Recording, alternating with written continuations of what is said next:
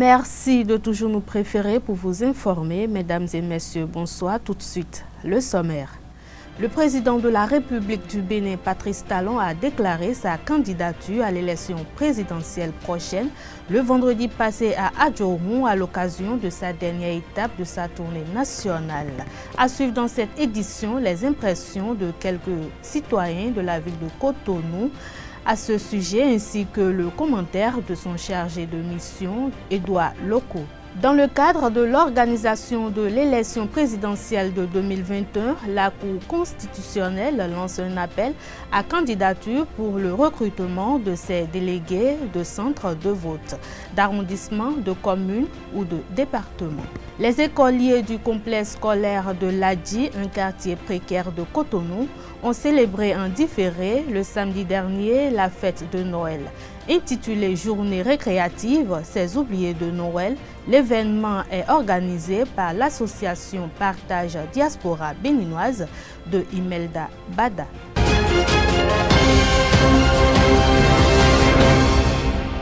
Bonsoir si vous nous recevez. Le président de la République du Bénin, Patrice Talon, a déclaré sa candidature à l'élection présidentielle prochaine le vendredi passé à Adjourou à l'occasion de la dernière étape de sa tournée nationale.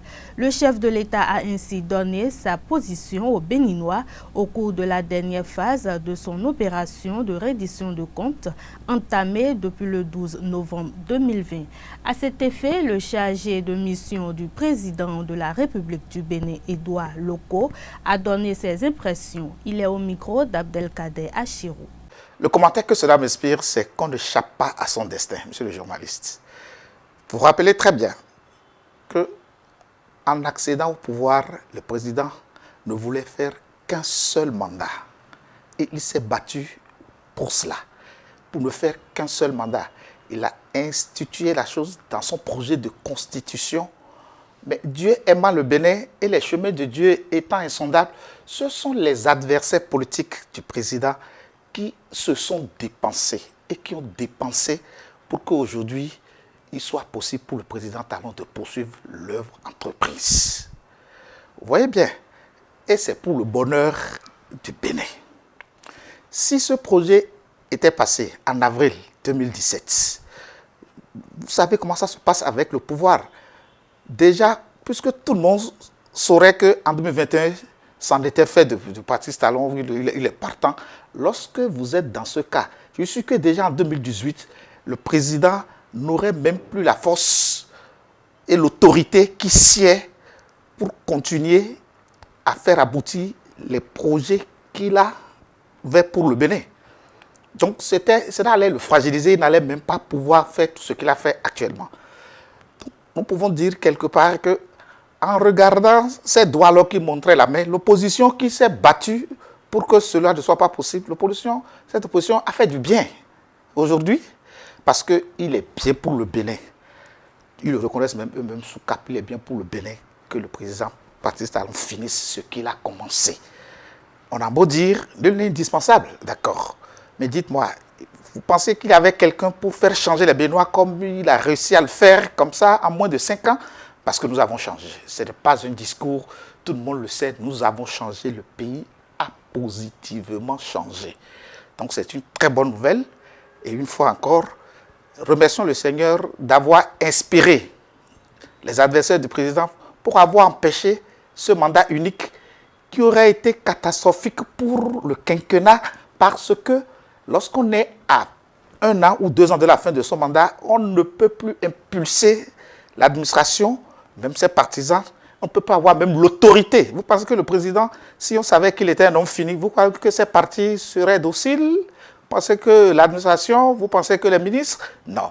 Donc remercions le Seigneur. Entre une parole donnée pour son orgueil personnel ou son confort personnel et la nécessité pour tout un pays, le sacrifice à faire pour le bien-être d'un pays, il n'y a pas à hésiter. Tous ceux qui parlent de parole donnée, est-ce que la parole donnée a été même prise? Non. Bon, par rapport maintenant à l'allongement ce qu'ils appellent allongement du mandat. Ce fétichisme de délai, tout ça, il faut laisser ça aux politiques qui n'ont rien d'autre, ils n'ont pas de grain à moudre. Nous avons vu dans de grands pays, hein, quand il y a c'est-à-dire des élections qui devaient se tenir à telle date ne sont pas tenues. Est-ce que le ciel est tombé?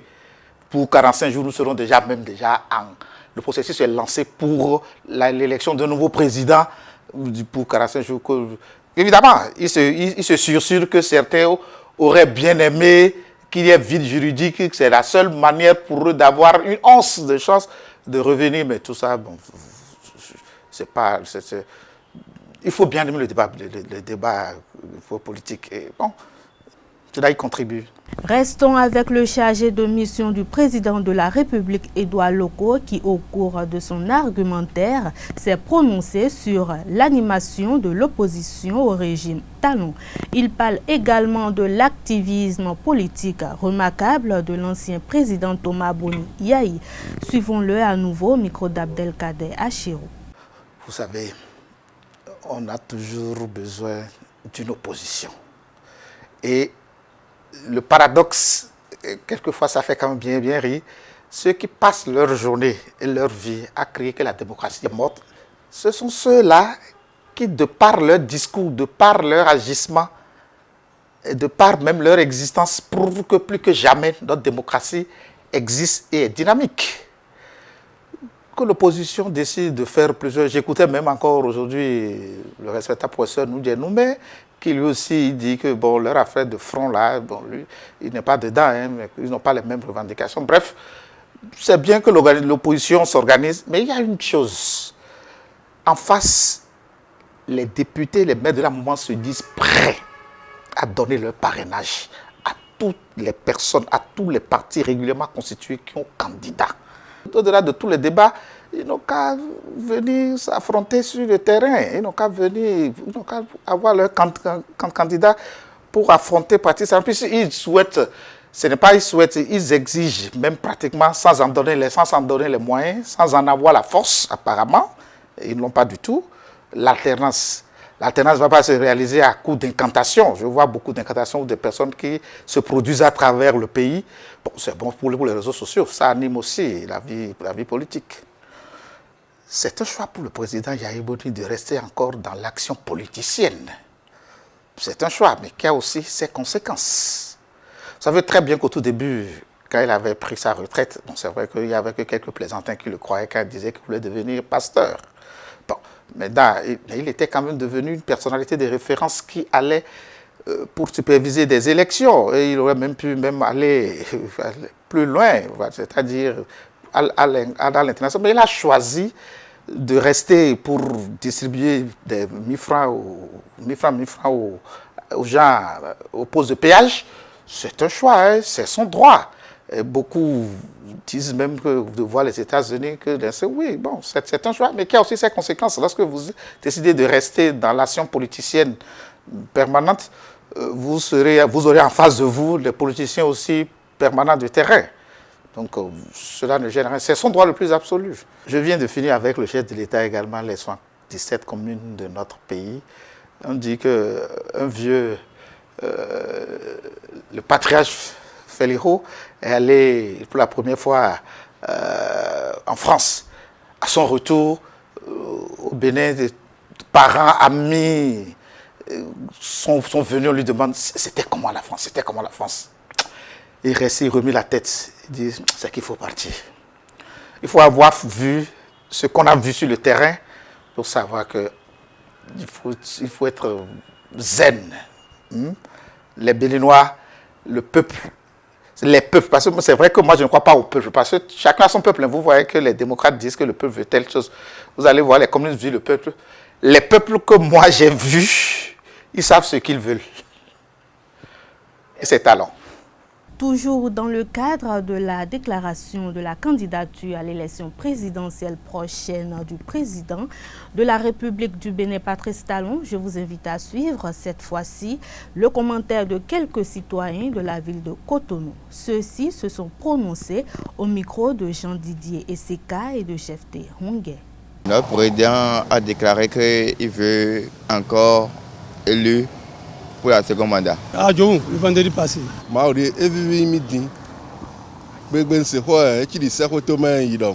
Non, tout le monde attendait cela, les gens s'attendaient. Chez moi, c'était sans surprise. Je m'y attendais à ça. Il a l'assurance que je dois poser quand même. Il a choisi le bon timing. Vous savez, c'était la dernière journée de sa tournée. S'il avait fait ça avant la tournée, on allait dire qu'il était même en campagne. Il n'a pas fini ce qu'il a fait. Ça montre que le président Patrice Talon, c'est un politicien. Donc il a affaire avec les politiciens.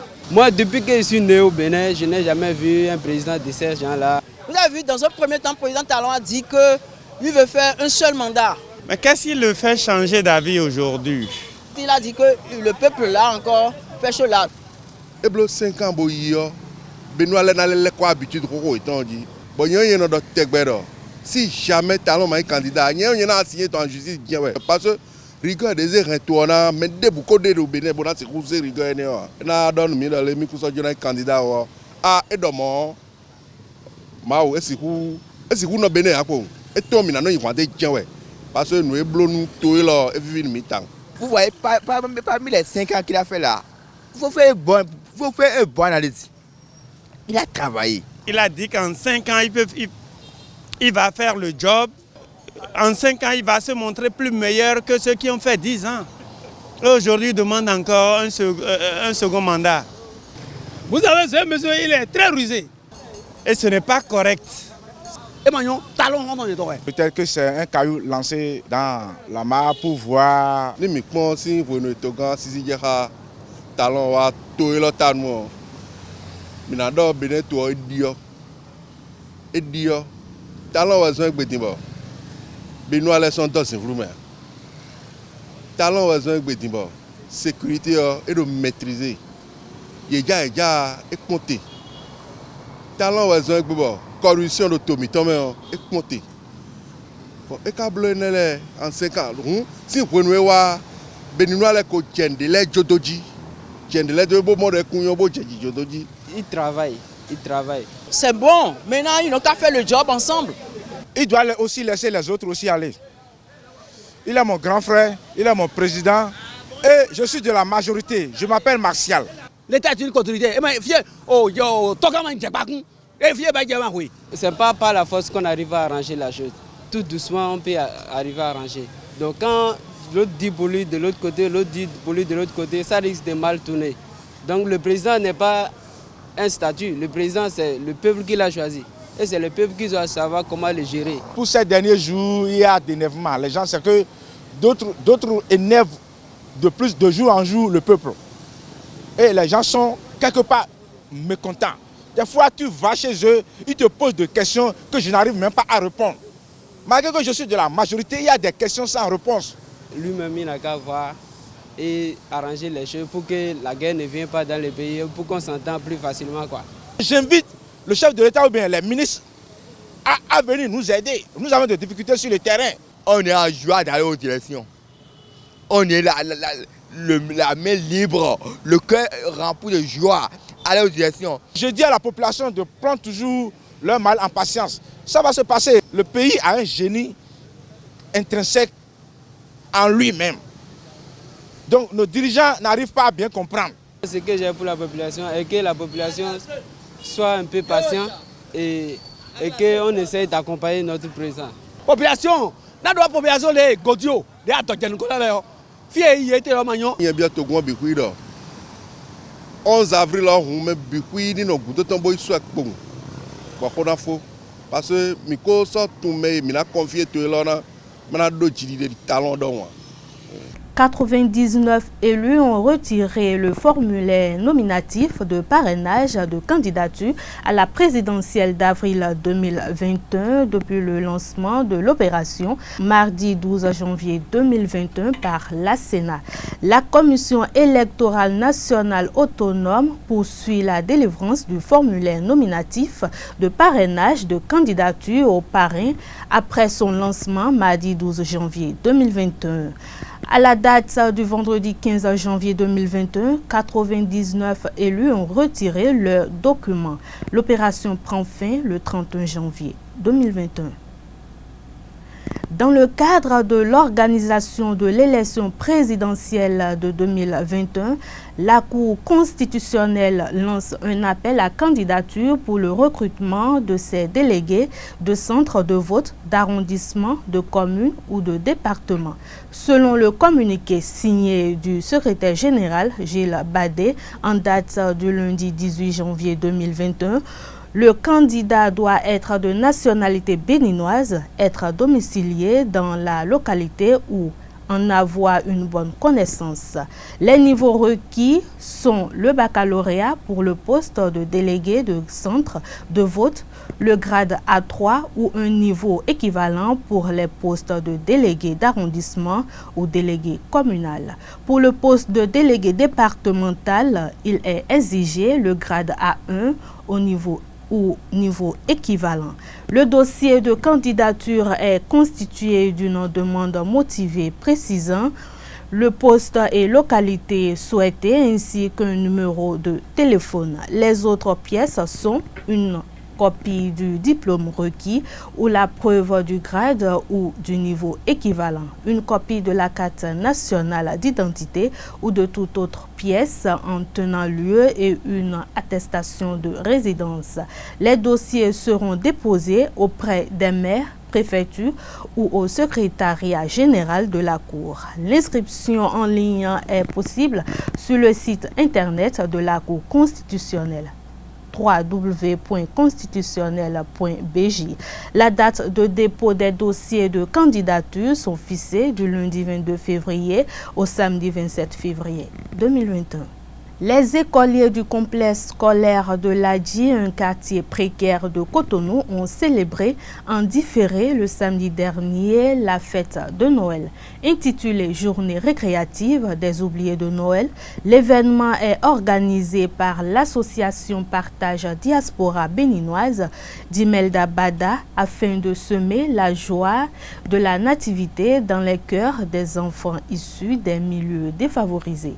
Reportage, c'est de Larios à Djagbeno.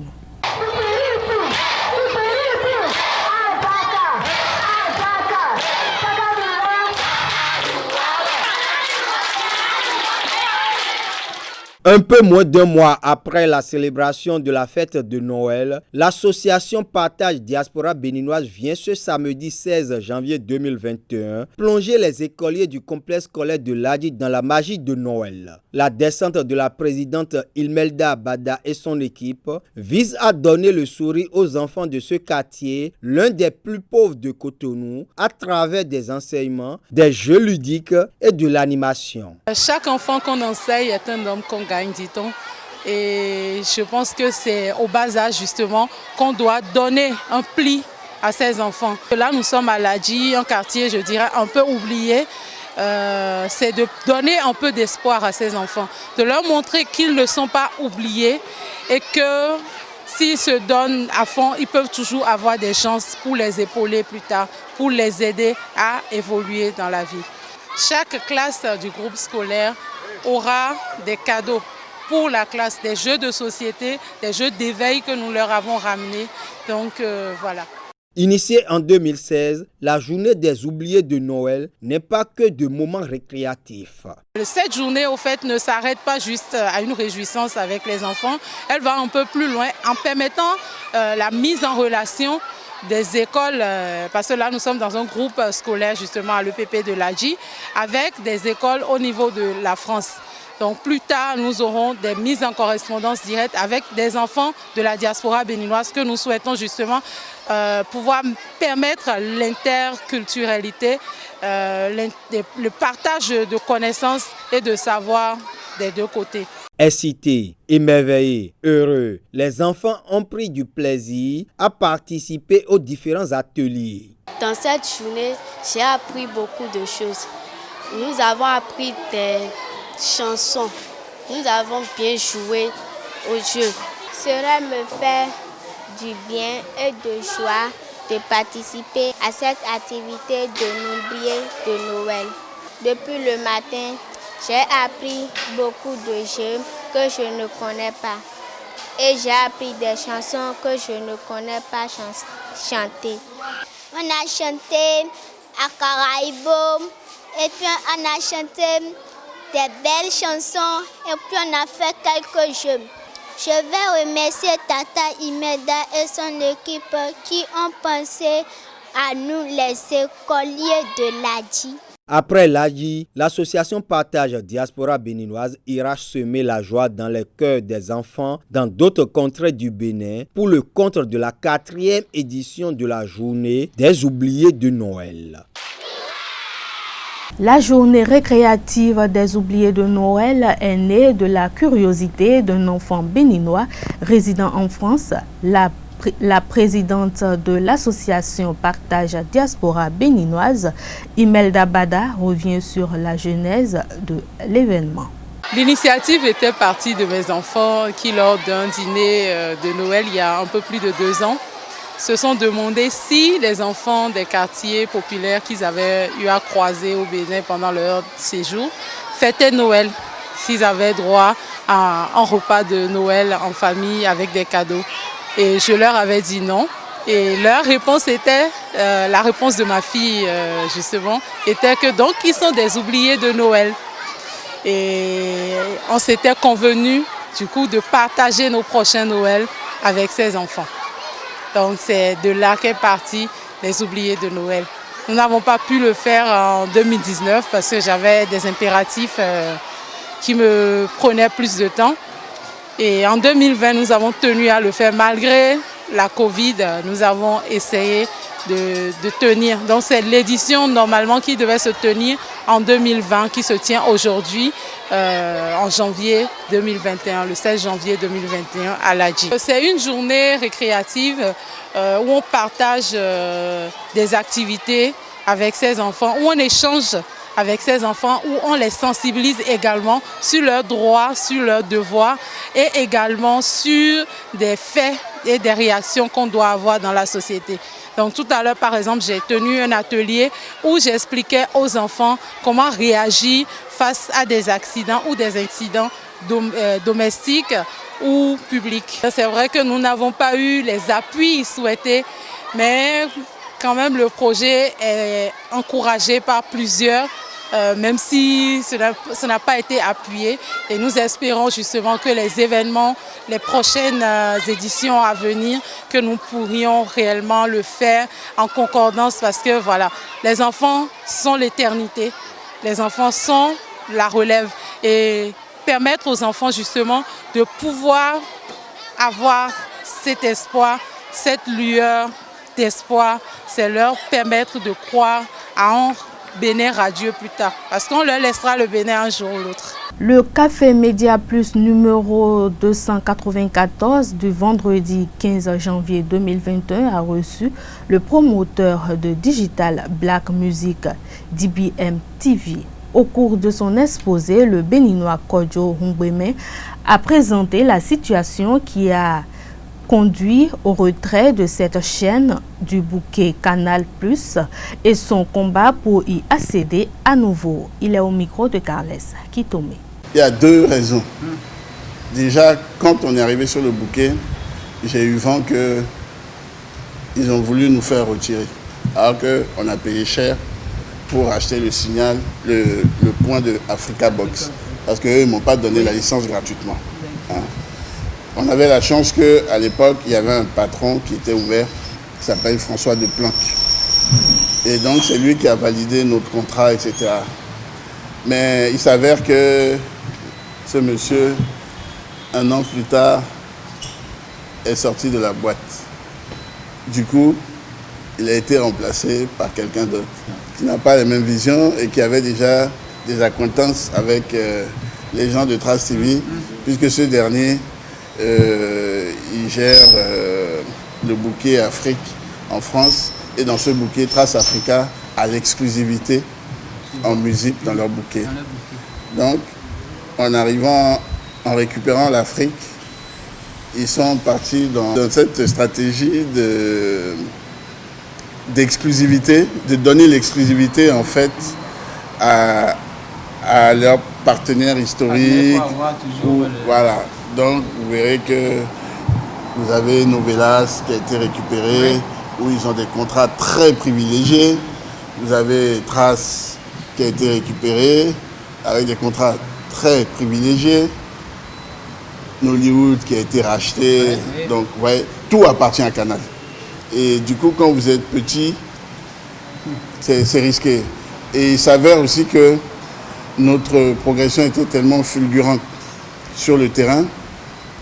Si on nous laissait 2 ans de plus, moi je vous garantis que Trace Africa était mort. Et il faut tuer le mal à la racine. Et la meilleure solution, c'est empêcher les gens d'avoir accès à la chaîne. D'où, moi je pense, jusqu'à aujourd'hui, je suis convaincu que ce n'est pas Canal qui a voulu retirer 10 billets. Mais jusqu'à aujourd'hui, je trouve ça injuste. Je lutte toujours dans l'espoir de réintégrer Canal+. Et je pense que ce n'est pas volé ou immérité. Comme je dis toujours, moi, dans mon éducation, dans ma formation, on me dit que quand tu vas à l'école, il faut être premier de la classe, ou en tout cas, il faut avoir plus que la moyenne pour passer en classe supérieure. Mais on ne va pas te faire redoubler parce que tu es un bon élève. Vous voyez ? Et donc, en tout cas, je me bats. Et je sais aussi que je n'aurai gain de cause que si à un moment donné, j'ai un véritable soutien politique. Parce que j'estime être une goutte d'eau dans le système Canal ou mondial, etc. Et que si à un moment donné, je n'ai pas vraiment quelqu'un de ce poids qui vienne intervenir en notre faveur, bon, on va continuer à se débattre, lutter pour exister sur Strong, sur StarTime, sur Orange, ci, ça. Mais on mérite mieux que ça. Surtout que c'est un projet mené par des jeunes Africains qui veulent servir d'exemple aussi à nos frères, aux jeunes, montrer que nous aussi on est capable de faire aussi bien que les grosses machines venues d'ailleurs. Il faut qu'à un moment donné, qu'on nous donne la chance d'aller au bout de nos idées. En France ou ailleurs, dans tous les pays occidentaux, oui, excusez-moi, le monopole est interdit par la loi. Pourquoi c'est en Afrique seulement qu'on autorise le monopole ? La place publique du quartier Saint-Cécile accueille depuis le 13 janvier dernier la 3e édition de l'exposition collective d'art plastique dénommée Boulevard spécial Covid-19. Au nombre de la 50aine d'artistes exposants figure Rafi Okefolahan qui a souffert du coronavirus. Il commente son œuvre qui retrace l'histoire du coronavirus. La chauve-souris qui a croisé le pangolin et de leur union est née une princesse, comme je l'ai dit tout à l'heure, qu'on a nommée Covid-19. Et cette princesse, elle était si électrisante qu'il ne faut pas s'en approcher. Et donc tout ça, ça s'est passé en Chine, à Yuan. Et par contre, c'est vrai qu'on se laisse séduire facilement par cette princesse, mais il faut prendre ses précautions pour ne pas mourir. Et c'est de là qu'est né les gestes barrières. Donc il faut se laver les mains. Il faudrait tousser dans son coude. Et aussi qu'il faudrait porter un masque pour ne pas respirer son parfum. Et au pire, il faut rester à 1 mètre l'un de l'autre. Donc c'est l'histoire contemporaine, c'est l'histoire de Covid-19. Et cette histoire nous entraîne dans un chaos total. Aucun pays n'est épargné, aucune nation n'a assez de force pour le chasser tout seul. Donc il faut s'unir. Et aussi ça nous ramène à l'histoire de l'humanité, que les hommes ont toujours été les responsables du chaos de ce monde. Nous avons connu la Première Guerre, nous avons connu la Deuxième Guerre, nous avons connu la Shoah, nous avons connu l'esclavage et tout ça. Et quand on fait l'analyse, on voit toujours que les humains ont été toujours les seuls coupables de la destruction de l'humanité. Donc c'est ce que j'essaye de narrer, de raconter dans cette belle histoire, cette métaphore que j'ai illustré avec ces dessins, ces peintures que vous voyez là. Oui, ben, vous savez, moi j'ai eu le Covid, hein. Je l'ai attrapé après j'avais fait 3 expos. Et quand je suis sorti de mes 3 expos, je me suis retrouvé alité au lit. Et le test a été positif, donc j'ai eu le Covid. C'était à Paris. Donc heureusement, je suis encore en vie. Donc pour moi, j'ai quand même été victime de ce virus et je suis un témoin. Donc il faudrait que j'en parle aux autres, quoi. C'est vrai qu'il y a eu des gens qui sont décédés. Moi, je me suis guéri de ce mal. Donc quand on m'a parlé de cette exposition sur le virus, c'est normal que je vienne témoigner, que je vienne en parler. C'est un virus qui est dangereux, qui peut tuer, c'est vrai, et qui est facile à attraper si on ne respecte pas les gestes barrières. Voilà. Digital Black Music TV est une chaîne qui a vu le nom dans un contexte concurrentiel relevé. Le promoteur Kojo Hungbeme s'est vu contraint de la créer en tenant compte de son parcours et des difficultés qui ont jalonné sa collaboration avec Trace TV. Il explique la situation au micro de Carles Kitome. Arrivé chez Trace, mon but c'était j'avais vu la puissance de ce média sur le continent et que s'il y avait un dictionnaire même, si on cherche un synonyme de musique sur l'Afrique, je mettrais Trace, n'est-ce pas? On est d'accord? Oui. Donc, avec l'expertise de l'autre côté, c'est là que j'ai proposé au boss de Trace que moi, si je viens, mon objectif, c'est de créer un département musique. Et on va organiser une industrie de la musique sur ce continent à travers un média aussi puissant, fédérateur auprès des artistes. C'est ça le deal qu'on avait. Et donc, j'ai travaillé sur ce projet qui s'appelle Talent Business. Et l'idée, c'était vraiment d'agréger l'ensemble des artistes, des producteurs, mettre en place un système de distribution digitale, de publishing, d'accompagnement management, en contrepartie de toute la visibilité, la force de frappe qu'on pouvait donner avec l'antenne. Une des premières signatures de ce projet, ça a été Fanico. En tout cas, moi, j'avais proposé le projet Fanico, et c'était un des rares projets sur lesquels on n'a pas eu à se fighter la programmation et moi, parce que... Oui, puisque c'était déjà leur petit bébé, et businessment, je trouvais qu'il avait un potentiel, qu'on pouvait exporter, etc. Donc on s'est vite entendu, et on a fait ce lancement ici. Et ça correspondait à la fin de mon aventure chez eux là-bas. Ouais, non.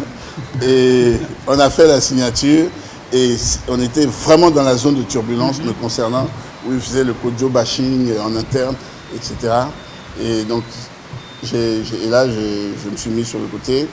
J'ai compris que si je voulais aller au bout de ce projet, il fallait que je trouve une autre plateforme de visibilité par rapport à mes actions à venir. Oui. Et c'est de là où je travaillais déjà sur un projet d'application de streaming, d'écoute de musique en ligne. J'étais en partenariat au début sur ce projet avec un jeune ici qui s'appelle Eric Lebolo. On avait même réussi à faire un lancement au Niger avec RTL, avec qui on avait signé un contrat. Mais ça s'appelait DBM, d'ailleurs, Digital Black Music. Oui. Mais il y a eu tellement de bugs sur le produit que moi, je me suis désengagé du projet. Et c'est là où je suis parti sur cette idée de télé, parce que si on veut travailler dans cette industrie, il faut à un moment donné pouvoir justifier auprès des artistes notre capacité à leur donner de la visibilité. Si vous êtes grillé chez le principal média, soit je signe mon arrêt de mort, ou soit je trouve une solution. D'où ce projet de télévision, parce que j'estime qu'on n'est pas plus bête que les autres, et que dans la vie, il faut se fixer des objectifs. Et donc c'est là que Le projet a commencé à germer. Ce sera tout pour cette édition. Merci de votre aimable attention. Passez une excellente soirée. Bonsoir.